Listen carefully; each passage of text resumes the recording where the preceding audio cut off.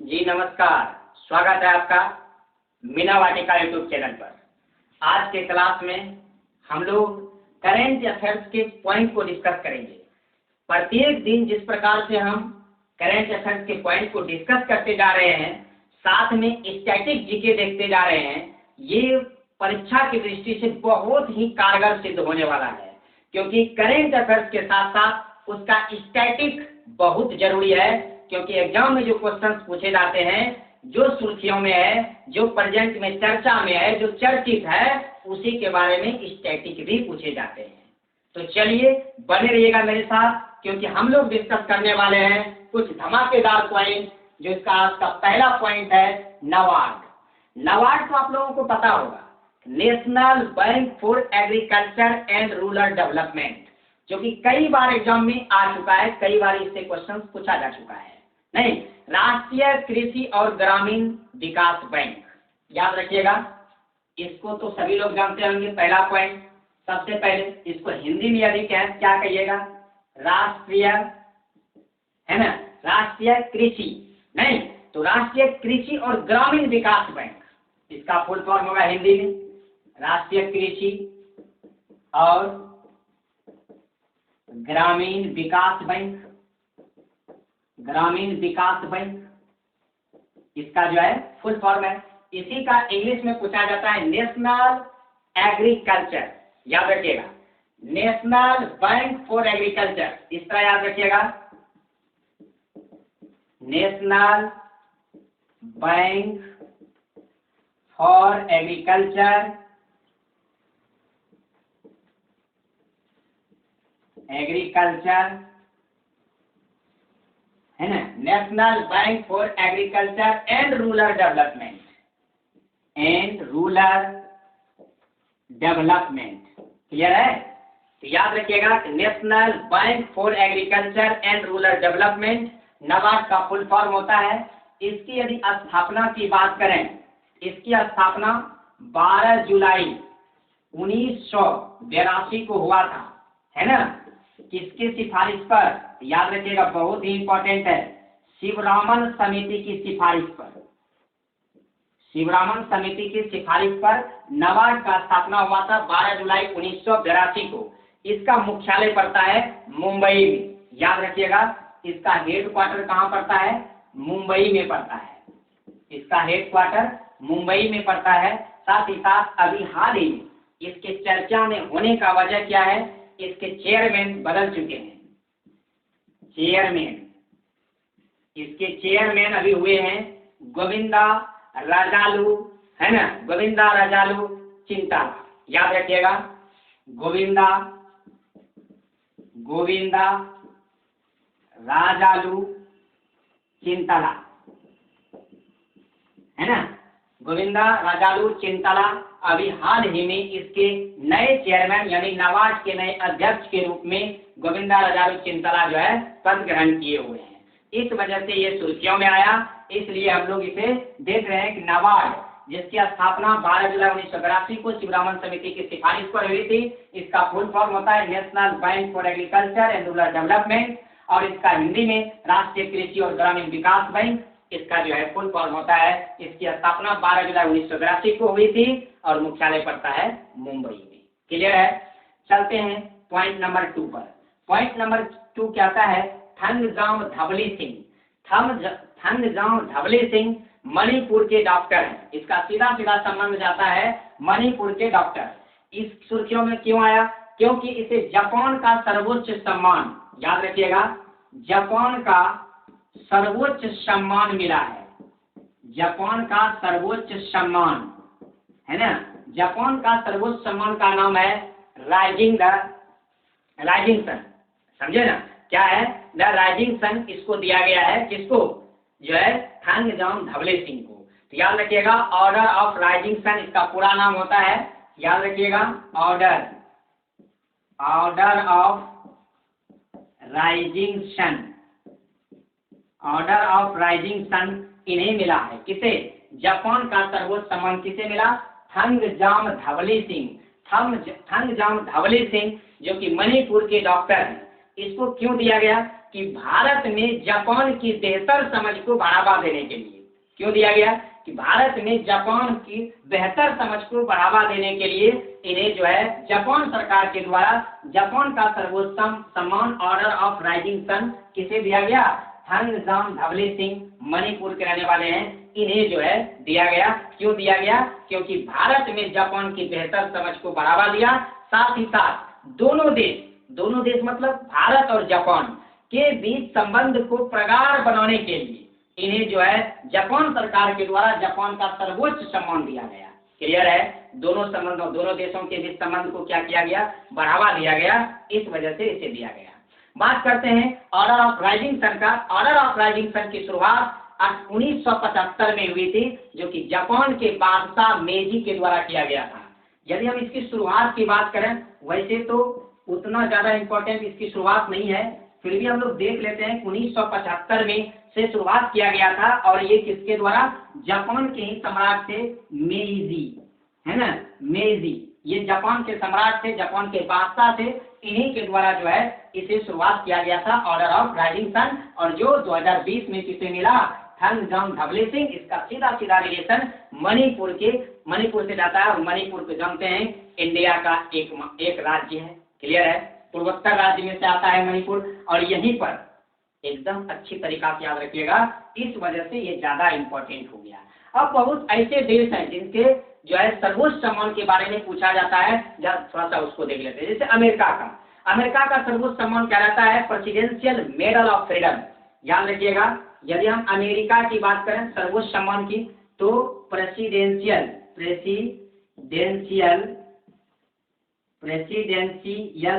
है ना, presidential medal of freedom,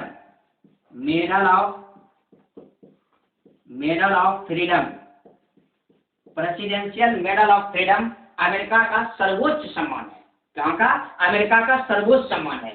साथ ही साथ इंडिया का यदि बात करें, भारत का यदि बात करें, तो भारत रत्न सर्वोच्च सम्मान है।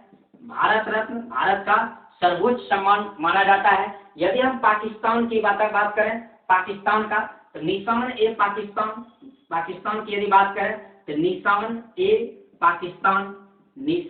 पाकिस्तान जो है पाकिस्तान का सर्वोच्च सम्मान है। नहीं, जर्मनी की यदि बात करें, जर्मनी की तो आयरन क्रॉस, याद रखिएगा, आयरन क्रॉस। जर्मनी की यदि बात करें तो आयरन क्रॉस, नहीं, आयरन से क्रॉस करते करते कपड़े पर क्या होता है? आयरन रह जाने से जल जाता है। जर्मनी का जब भी होगा तो आयरन क्रॉस होगा, ये याद रखिएगा। बात करते हैं फ्रांस का, लेजेंड ऑफ ऑनर। फ्रांस का याद रखिएगा, फ्रांस का सर्वोच्च सम्मान है legend of honour, legend of honour. एकदम अच्छा क्वेश्चन है ये सब। ये सब क्वेश्चन एग्जाम में पूछ लिए जाते हैं। फ्रांस का सर्वोच्च सम्मान है लेजेंड ऑफ ऑनर, जो कि एग्जाम में पूछे जाते हैं। इंग्लैंड का यदि बात करें, यूके की यदि बात करें तो मेंबर ऑफ ब्रिटिश एम्पायर सर्वोच्च सम्मान है। याद रखिएगा, यूके का सर्वोच्च सम्मान है मेंबर ऑफ ब्रिटिश एम्पायर। याद रखिएगा, member of British Empire, member of British Empire. ये जो है यूके का सर्वोच्च सम्मान है member of British Empire. Clear है? याद रखिएगा। कुवैत का यदि बात करें कबीर पदक, सऊदी अरब की बात करें अजीज पदक, वियतनाम की बात करें गोल्डन स्टार। याद रखिएगा। वियतनाम की यदि बात करें, Vietnam the Order of golden star. याद रखिएगा, the Order of golden star, है ना, the Order of golden star कहाँ का है? वियतनाम का। कुवैत का कबीर पदक है, याद रखिएगा, कुवैत का कबीर पदक है, और सऊदी अरब का अजीज पदक है। क्लियर है? तो बस ज्यादा डिस्कस नहीं करेंगे, ज्यादा डिस्कस करेंगे तो क्लास लंबा हो जाएगा। चलिए हल्का में, यानी सर्वोच्च का, यानी जापान का सर्वोच्च सम्मान ऑर्डर ऑफ राइजिंग सन किसे मिला? थंगजाम धवले सिंह, मणिपुर के रहने वाले हैं, डॉक्टर हैं। ये इसको क्यों मिला? क्योंकि भारत में जापान के समझ को बढ़ावा देने के लिए मिला। क्लियर है? इसकी शुरुआत 1975 में जापान के सम्राट मेजी के द्वारा किया गया था। कुछ और सर्वोच्च सम्मान है, जैसे अमेरिका का सर्वोच्च सम्मान प्रेसिडेंशियल मेडल ऑफ फ्रीडम कहलाता है, इंडिया का सर्वोच्च सम्मान भारत रत्न, पाकिस्तान का निशान पाकिस्तान कहलाता है। क्लियर है। देखिए इसका तो याद करना आसान है, भारत का तो भारत लगा रहेगा, अमेरिका का तो प्रेसिडेंशियल हो जाएगा। जर्मनी की बात करें तो आयरन से जल जाता है कपड़े, जर्मनी आयरन हो जाएगा। Legend of honour legend किसको भाई, फ्रांस को, लेज एंड फ्रांस को। अच्छा यूके है, एक मेंबर ऑफ ब्रिटिश एम्पायर है यूके का, legend of British Empire. Vietnam का the Order of the Golden Star, Kuwait का कबीर पदक, और एक और है सऊदी अरब की होती है अजीज पदक। ये सब के सब सर्वोच्च सम्मान है। तो चलिए चलते हैं पॉइंट नंबर 3 पर। पॉइंट नंबर 3 में पुस्तक है, कुछ ऐसे पुस्तक है जिसे 2020 में उसका जो है ये किया गया, विमोचन किया गया है। उसके लेखक कौन है, वो क्यों लिखा गया है, किस पर आधारित है, इनसे संबंधित क्वेश्चंस जो है एग्जाम में बन जाते हैं। तो आपसे ये क्वेश्चंस एग्जाम में मिस नहीं करें, इसलिए इसको लेकर के आए हैं। चलिए देखते हैं कि पुस्तक में इंपॉर्टेंट पुस्तक की बातें करते हैं कि कौन सी पुस्तक जो है आपके लिए ज्यादा इंपॉर्टेंट है। चलिए समझते हैं पॉइंट नंबर 3, इसमें बुक की बात की गई है। चलिए कुछ बुक्स की बातें करते हैं। जैसे बुक्स में if it believes, Stephen King का पुस्तक है, अभी हाल ही में लॉन्च हुई है। If it beliefs, if it beliefs, याद रखिएगा इफ इट बिलीव्स ये पुस्तक है, ये स्टीफन किंग के द्वारा लिखा गया है। किसके द्वारा लिखा गया है, स्टीफन किंग के द्वारा लिखा गया है इफ इट बिलीव्स। यह पुस्तक अल्बर्ट मेरेडी मिडिल स्कूल में हुए बम कांड पर आधारित है। ये किस पर आधारित है उतना ज्यादा इंपॉर्टेंट नहीं है, लेकिन ये जरूर याद रखिएगा इफ इट बिलीव्स पुस्तक के लेखक कौन है, स्टीफन किंग। ये जो है अल्बर्ट मिडिल स्कूल में हुए बम कांड पर आधारित पुस्तक लिखा गया है। और भी पुस्तक है जैसे a song of India, Ruskin Bond का पुस्तक है, याद रखिएगा number 1। Number 2 a song of India, a song of India, a song of India ये भी पुस्तक जो है हाल ही में विमोचन किया गया है इसका, और इसके लेखक हैं रस्किन बॉन्ड। कौन है, रस्किन बॉन्ड, जिसका 2020 में जो है रस्किन है ना, रस्किन बॉन्ड 2020 में जो है इसका विमोचन किया गया। रस्किन बॉन्ड की एक और पुस्तक है जो 2019 में चर्चित था, कमिंग राउंड द माउंटेन। याद रखिएगा क्या था, coming round the mountain, coming round the mountain, coming round the mountain. ये भी पुस्तक किसका है, रस्किन बॉन्ड का ही है, और 2019 में चर्चा में था। अभी सॉन्ग ऑफ इंडिया जो है रस्किन बॉन्ड का है, और यह भी अभी चर्चा में है। क्लियर है, चीजों को अच्छी तरीका समझते चलिएगा। साथ ही साथ मेरा युद्ध कैंसर विरुद्ध, ये जसवंत राठी द्वारा लिखा गया था। याद रखिएगा मेरा युद्ध कैंसर विरुद्ध, मेरा युद्ध कैंसर विरुद्ध, ये भी पुस्तक है, और ये लिखा गया है जसवंत राठी के द्वारा, है ना। ये राजस्थान के मुख्यमंत्री अशोक गहलोत के द्वारा जो है इसका विमोचन किया गया है। जसवंत राठी, डॉक्टर जसवंत राठी इसके लेखक हैं पुस्तक के। मेरा युद्ध कैंसर विरुद्ध, है ना, इन्हें कैंसर से ग्रसित थे लंबे समय से, तो इन्होंने वही विचारधारा को लिखे हैं, और इसमें लोगों को कैंसर से नहीं डरने के लिए बढ़ावा दिए हैं। उसे जो है ये कहा गया है कि कैंसर कोई घातक बीमारी नहीं, उससे भी लड़ सकते हैं और ज्यादा दिन तक हम रह सकते हैं, ऐसा ही कुछ है इसमें बताया गया है जसवंत राठी के द्वारा। और इसका विमोचन राजस्थान के मुख्यमंत्री अशोक गहलोत जो कांग्रेस पार्टी से बिलोंग करते हैं, उन्हीं के द्वारा जो है ये पुस्तक का विमोचन किया गया, मेरा युद्ध कैंसर विरुद्ध। क्लियर है, ये बात को याद रखिएगा, जसवंत राठी की पुस्तक है। Coming round the mountain Ruskin bond का 2019 में विमोचन हुआ था। ए सॉन्ग ऑफ इंडिया 2020 में विमोचन हुआ, रस्किन बॉन्ड की ही पुस्तक है। इफ इट बिलीव्स अभी हाल ही में चर्चा में है, स्टीफन किंग इसके लेखक हैं। क्यों ये इसको क्यों चर्चा में है, चर्चा में होने का वजह है कि यह जो बुक है यह जो है अल्बर्ट मेरेडी मिडिल स्कूल में हुए बम कांड पर आधारित था। क्लियर है। अब हम चलते हैं पॉइंट नंबर 4। पॉइंट नंबर 4 कहता है आतंकवादी संगठन हिजबुल्लाह।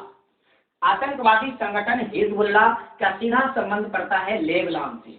याद रखिएगा इसका जो संबंध है कहां से पड़ता है, लेबनान से। ठीक है, लेबनान का जो आतंकवादी संगठन है हिजबुल्लाह। क्लियर है, कहां का है, लेबनान का है। अप्रैल 2020 की घटना है कि जर्मनी ने ईरान समर्थित आतंकवादी संगठन हिजबुल्लाह पर पूर्णतः प्रतिबंध लगा दिया है।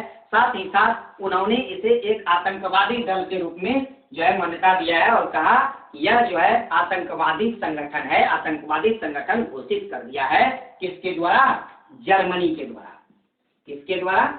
जर्मनी के द्वारा जो है इस पर पूर्ण प्रतिबंध लगा दिया गया है, साथ ही साथ इसे जो है आतंकवादी संगठन जो है घोषित किया गया है। क्लियर है? बात करते हैं हिजबुल्लाह का। हिजबुल्लाह लेबनान का आतंकी राजनीतिक शिया मुस्लिम समूह है। ये शिया मुस्लिम से रिलेशन रखता है। ये हिजबुल्लाह उसी का जो आतंकवादी संगठन है जो लेबनान में सक्रिय है। क्लियर है?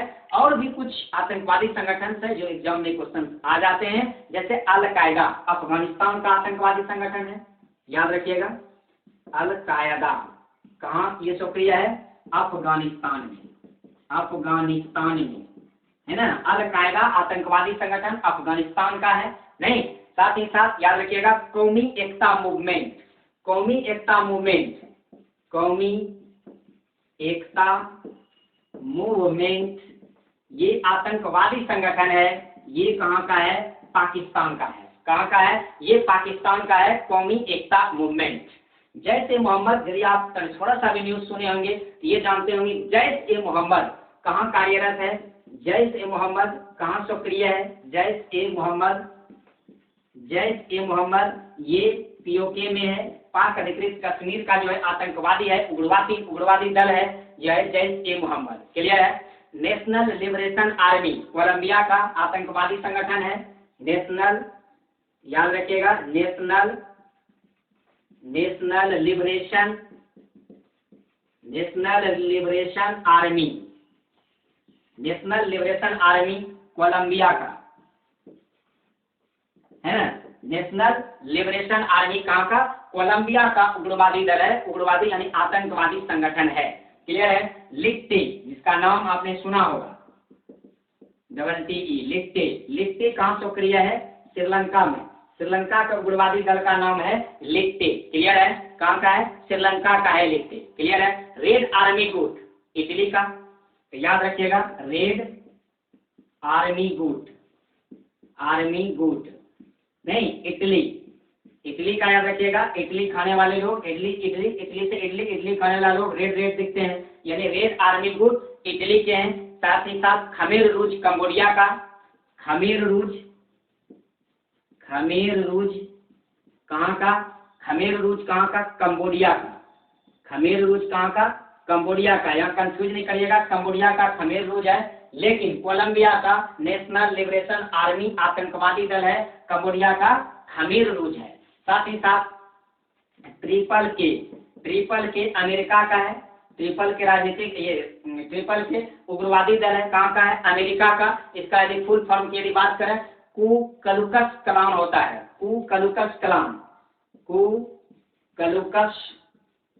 क्लान ये क्या है? आतंकवादी संगठन है, कहाँ सक्रिय है? अमेरिका में। ट्रिपल के याद रखिएगा। साथ ही साथ इंडिया में एक है JKLF, भारत में JKLF ये इंडिया में सक्रिय है, और ये सब के सब क्या है? आतंकवादी संगठन है। क्या है? उग्रवादी दल है। ये उग्रवादी दल पढ़ने का मतलब क्या हो गया कि एक आतंकवादी संगठन है हिजबुल्लाह, जिसे जर्मनी ने अभी हाल ही में जो है अप्रैल 2020 में प्रतिबंध लगा दिया, साथ ही साथ इसे एक आतंकवादी संगठन के रूप में घोषित कर दिया है। और हिजबुल्लाह क्या है? लेबनान का आतंकवादी संगठन है ना, जो कि शिया मुस्लिम समूह का एक जो है गुट है, एक समूह है, समूह बनाया हुआ है। क्लियर है? अब हम बात करते हैं पॉइंट नंबर 5 का। पॉइंट नंबर 5 क्या है? ADB यानी कि एशियन डेवलपमेंट बैंक। चलिए समझते हैं ADB को, एशियन डेवलपमेंट बैंक। अच्छी तरीका से समझते चलेंगे, कहीं दिक्कत नहीं आएगी आपको। पॉइंट नंबर 5 है ADB। ADB जिसे आप कहते हैं एशियाई विकास बैंक, एशियाई विकास बैंक मतलब एशियन डेवलपमेंट बैंक। क्लियर है? एशियन डेवलपमेंट बैंक की स्थापना 19 दिसंबर 1966 को हुआ था। 19 दिसंबर 1966 को हुआ था। इसका हेड क्वार्टर की यदि बात करें तो मनीला में पड़ता है। कहाँ पड़ता है? मनीला। मनीला कहाँ है? फिलीपींस में। कहाँ है? फिलीपींस में है, जो आसियान का एक सदस्य देश है फिलीपींस, और वहीं पर है मनीला में इसका हेडक्वार्टर। एडीबी की यदि बात करें तो जुलाई 2020 में अशोक लावासा को एडीबी का नया उपाध्यक्ष नियुक्त किया गया है। उपाध्यक्ष है ना, उपाध्यक्ष नियुक्त किया गया है, यानी कि 15 जुलाई 2020 को अध्यक्ष उपाध्यक्ष नियुक्त किया गया है। उसका नाम है अशोक लावासा, याद रखिएगा, अशोक लावासा, जो कि 15 जुलाई 2020 को इसका नया उपाध्यक्ष नियुक्त किया गया है। यदि हम एडीबी की बात करें, एडीबी के जो है वर्तमान अध्यक्ष का, तो मतात्सुगु आसाकावा इनके जो है वर्तमान में अध्यक्ष है। इनके वर्तमान में अध्यक्ष है मतात्सुगु आसाकावा, ठीक है, मतात्सुगु आसाकावा इसके वर्तमान में अध्यक्ष है। एडीबी ने हाल ही में कोविड-19 से लड़ने के लिए इन्होंने जो है $200 मिलियन का जो है दान में देने की घोषणा किया है। किसने? एडीबी ने। क्लियर है? एडीबी ने $200 मिलियन देने की घोषणा किया है। एडीबी का फुल फॉर्म होता है एशियन डेवलपमेंट बैंक, एशियाई विकास बैंक, जिसकी स्थापना 19 दिसंबर 1966 को, हेडक्वार्टर पड़ता है मनीला फिलीपींस में। और फिलीपींस एक जो है आसियान सदस्य देश है। आसियान में 10 सदस्य देश है, उनमें से फिलीपींस भी आता है। उपाध्यक्ष की यदि बात करें अशोक लावासा है, जो हाल ही में नियुक्त हुआ है, जुलाई 2020 की घटना है। अध्यक्ष इसका मतात्सुगु आसाकावा है, और इन्होंने $200 मिलियन देने की घोषणा कोविड-19 से लड़ने के लिए अभी हाल ही में इसके द्वारा किया गया है। तो ये था आज का आपका करेंट अफेयर्स का सेशन। मिलेंगे कुछ धमाकेदार पॉइंट के साथ, धमाकेदार अंदाज के साथ अगले क्लास में। तब तक के लिए बने रहिएगा मेरे साथ। जय हिंद, जय भारत।